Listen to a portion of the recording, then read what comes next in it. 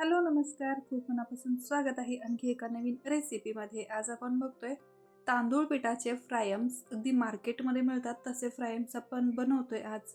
लहान मुलांना तर खूप आवडतात.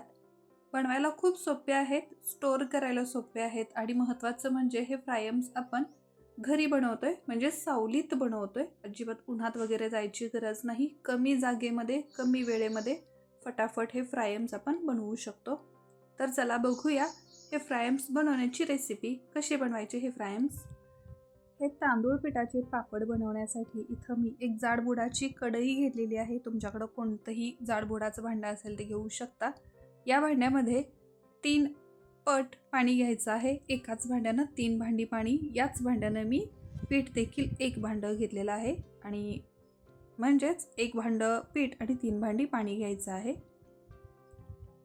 फक्त इथं तांदळाचं पीठ वापरलेलं आहे. तांदूळ आणि साबुदाणा मिक्स असेल तरीही खूप छान आणि मस्त असे हे फ्रायम्स तयार होतात. तर इथं हे 3 पट मी पाणी घेतलेलं आहे. पाण्यामध्ये चवीपुरतं मीठ घालायचं आणि 1 छोटा चमचा पापड खार घालते. मी पीठ जवळपास अर्धा किलो होईल इतकं घेतलेलं आहे. तर अर्धा किलोच्या प्रमाणानं म्हटलं तर 1 लहान चमचा पापड खार मी इथं घेतलेला आहे. आणि हे आपण इन्स्टंट पापड बनवतो आहे, त्यासाठी पापड खार घालणं गरजेचं आहे.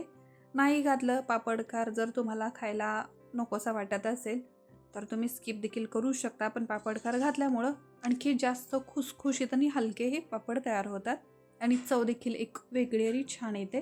तर त्यासाठी पापड खार घातला. आता या पाण्याला चांगली उकळी येऊ देऊया. आता बघा इथं पाण्याला उकळी यायला सुरुवात झालेली आहे. चांगली उकळी फुटलेली आहे आणि आता लगेच आपल्याला यामध्ये आपण घेतलेलं तांदळाचं पीठ घालायचं आहे. तांदळाचं पीठ ज्या पिठानं आपण भाकरी वगैरे बनवतो तेच अगदी साधं तांदूळ दळून आणलेलं पीठ आहे. तर एका हाताने पीठ घालायचं, दुसऱ्या हाताने व्यवस्थित मिक्स करायचं. किंवा मग जर तुम्ही एकटे असाल तर एकाच वेळी सगळं पीठ घाला आणि या पद्धतीनं एकसारखं त्याला ढवळत राहायचं आणि त्याच्या सगळ्या गाठी फोडून घ्यायच्या. जर गाठी फोडून घ्यायला तुम्हाला अवघड वाटत असेल तर गॅसची फ्लेम पूर्ण बंद करा. एक वेळ याच्या गाठी फोडून घ्या, पीठ मिक्स करून घ्या. त्यानंतर पुन्हा गॅसची फ्लेम चालू करून हे पीठ शिजवून घ्यायचं आहे. उकळत्या पाण्यात पीठ घातल्यामुळं पीठ अगदी पटकन शिजतं, जास्त वेळ लागत नाही. अगदी 10 मिनिटामध्ये हे पापडांचं पीठ तयार होतं. तर इथं बघू शकता मी आता गॅसची फ्लेम चालू केलेली आहे, पण कमी फ्लेमवरतीच हे पीठ मी शिजवून घेते. पूर्ण एकसारखं त्याला मिक्स करत राहायचं, अजिबात गुठळ्या राहू द्यायच्या नाहीत. गुठळ्या सगळ्या मोडल्या गेल्या की त्यानंतर मीडियम फ्लेमवरती या पद्धतीनं हे पीठ शिजवून घ्यायचं. मध्ये मध्ये त्याला थोडंसं मिक्स करत राहायचं, म्हणजे ते तळाला लागणार नाही. नेहमी जसं आपण तांदळाच्या पिठाचे पदार्थ किंवा सांडगे पापड बनवतो त्यावेळी जसं पारदर्शक पीठ होतं तितकं पारदर्शक हे होत नाही, पण बऱ्यापैकी चांगलं शिजतं आणि पीठ शिजलेलंही आपल्याला लगेच ओळखता येतं. पिठाचा एक छान असा सुगंध यायला लागतो पीठ चांगलं शिजल्यानंतर. त्यावरूनच ओळखायचं की आपलं हे पीठ चांगलं शिजलेलं आहे. आता हे पीठ मिक्स करत जवळपास मला 6 ते 7 मिनिटं झालेली आहेत आणि हे पीठ व्यवस्थित मिक्स झालेलं आहे, एकही गुठळी राहिलेली नाही. आता या पिठावर आपल्याला झाकण लावायचं आणि पुन्हा 5 ते 6 मिनिटासाठी चांगलं शिजवून घ्यायचं. तर आता या चमच्याला लागलेलं सगळं पीठ मी हाताने काढून घेतलं. हात थोडासा ओला करून सगळं पीठ मी काढून घेतलं आणि आता याच्यावरती झाकण लावून 5 ते 6 मिनिटं अगदी कमी आचेवर हे पीठ झाकण लावून सोडून द्यायचं, म्हणजे छान अशी त्याला एक वाफ निघेल त्याची आणि पीठ आपला परफेक्ट असं शिजलं जाईल.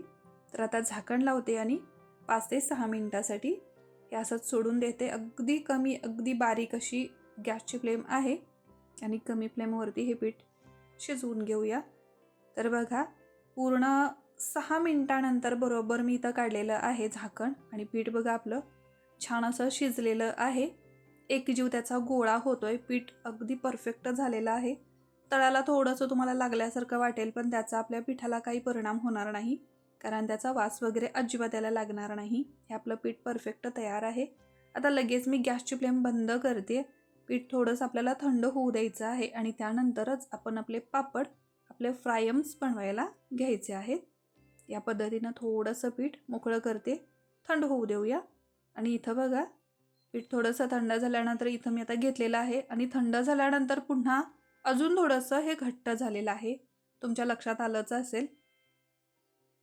पूर्ण थंड झालेलं नाही, कोमट आहे पीठ आणि असंच पीठ आपल्याला वापरायचं आहे. तर इथं मी आता प्लास्टिकचं एक तेलाची पिशवी घेतलेली आहे, ज्यामध्ये आपण तेल विकत आणतो. ते प्लास्टिक आहे तेलाचं, त्याला आतल्या बाजूनं तेल वगैरे लावायची गरज नाही. तर या प्लास्टिकची वरची बाजू मी पूर्ण कट करून घेतलेली आहे आणि या प्लास्टिकमध्ये हे पीठ मी आता जसं लागेल तसं भरून घेते. याच पिठाचे मी रंगीबेरंगी वेगवेगळ्या रंगात देखील फ्रायम्स बनवलेले आहेत. जर तुम्हाला तसे बनवायचे असतील तर यामधलं थोडं थोडं पीठ वेगवेगळ्या भांड्यामध्ये काढून घ्या. थोडासा रंग त्यामध्ये ॲड करा आणि रंगीत फ्रायम्स देखील तुम्ही बनवू शकता, किंवा जर सगळे पांढरे ठेवायचे असतील तर पांढरेसुद्धा बनवू शकता. रंग घातल्यामुळे या फ्रायम्सला काही वेगळी चव येत नाही, पण दिसायला छान दिसतं. मुलांना असे रंगीत फ्रायम्स खूप आवडतात. तर आता हे प्लास्टिकमध्ये मी पीठ घालून घेतलं. इथं मी प्लास्टिक एक अंथरून घेतलेलं आहे. हे सगळे पापड मी सावलीतच घरीच बनवते, फॅनखाली. पूर्ण दिवसभरामध्ये अगदी तास 2 तासामध्ये चांगले सुकतात हे फ्रायम्स, कारण यामध्ये जास्त ओलसरपणा नसतो. या चॅनलचे व्हिडिओ जर पहिल्यांदा बघत असाल तर चॅनलला सबस्क्राईब करा. आजची माझी ही रेसिपी आवडली असेल तर रेसिपीला एक लाईक करा आणि कमेंट करून नक्की सांगा ही रेसिपी तुम्हाला कशी वाटली ते. आता हे सगळे पापड मी इथं या पद्धतीनं बनवून घेते आणि आता सुकल्यानंतर दाखवते हे पापड कसे तयार झाले ते.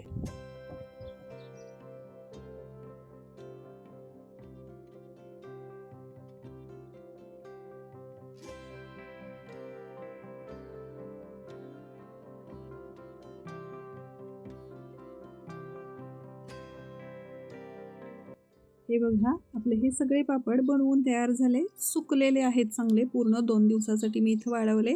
1 दिवस सावलीत आणि 1 दिवस पूर्ण उन्हामध्ये. हे आपले पापड परफेक्ट तयार झालेले आहेत. मार्केटमध्ये जसे सुटे पापड मिळतात, जे फ्रायम्स मिळतात, अगदी तसेच हे फ्रायम्स तयार झालेले आहेत. मस्त लागतात, खूप टेस्टी लागतात. अगदी तळल्यानंतर आपण मार्केटमधले आणतो तसेच्या तशी चव येते. आता यामधले काही पापड मी तळून दाखवते. अगदी मिनिटामध्ये नाही तर सेकंदामध्ये हे पापड तळून चांगले फुलतात. आणि नेहमीप्रमाणेच जसे आपण पापड आपले सांडगे कुरड्या तळतो तसेच हे पापड तळून घ्यायचे. अगदी पटकन तयार होतात, बघू शकता. खूप हलके होतात, अगदी डबल टिबल 4 पटीनं फुलतात. खूप टेस्टी लागतात. नक्की ट्राय करून बघा. थँक्यू.